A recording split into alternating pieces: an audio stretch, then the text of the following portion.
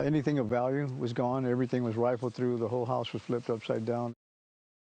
Now to the southern border, where residents are reporting multiple home break-ins, where law enforcement says cartels under pressure from the immigration crackdown are now burglarizing American homes for money and valuables.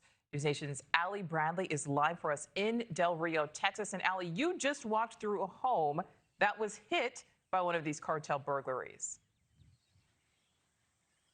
Yeah, Nicole. So we know that it's no secret the cartel is not making its billions moving people into the country illegally anymore, because we're not seeing that anymore. And so people down here believe that the cartel is resorting to old tactics to make up for that loss. There's several homes down here along the Rio Grande have been broken into. The most recent one, yeah, you can still see where the safe was actually quite literally flipped down his driveway. Check out these gashes in his driveway here that leads all the way to the river. That's Mexico right there. And Frank Rivas isn't that concerned about the valuables as much as he is about his safety. Take a look. The glass here, this is just a fraction of, small, tiny fraction of what there was before. Burglarized in broad daylight. Don't worry about picking them up. I have vacuumed. Glass shards still embedded in the carpet. We come in and we take our shoes off.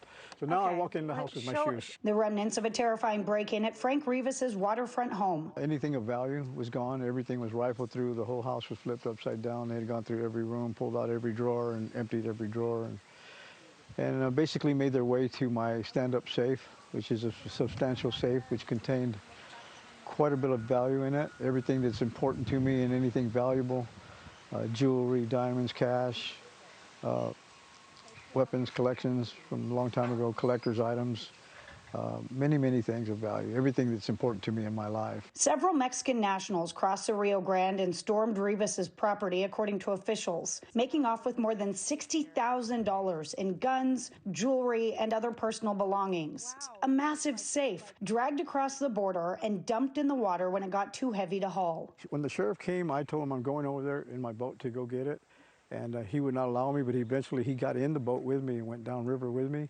As we approached the safe, we observed two individuals who were hiding, watching over it.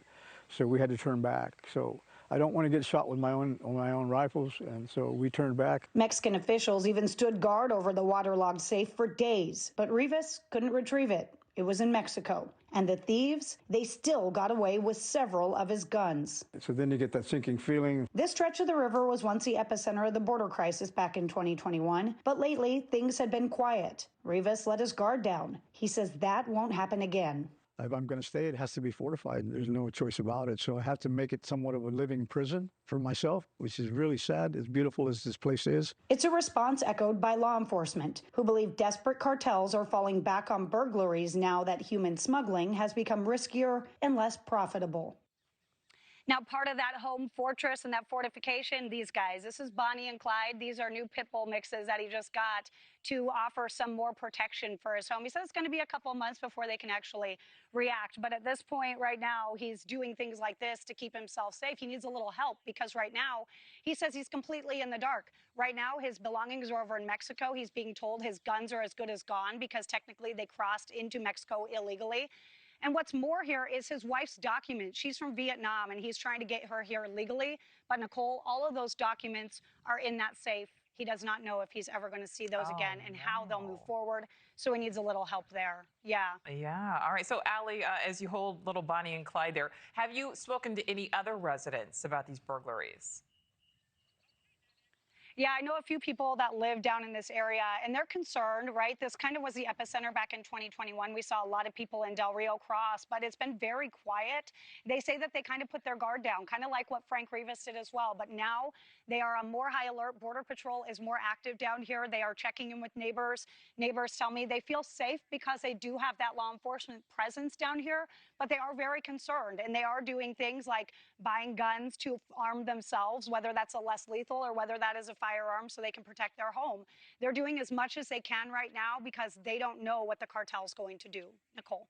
Thank you for watching. Subscribe below and download our NewsNation app right now on your phone, and you will get fact-based, unbiased news for all Americans.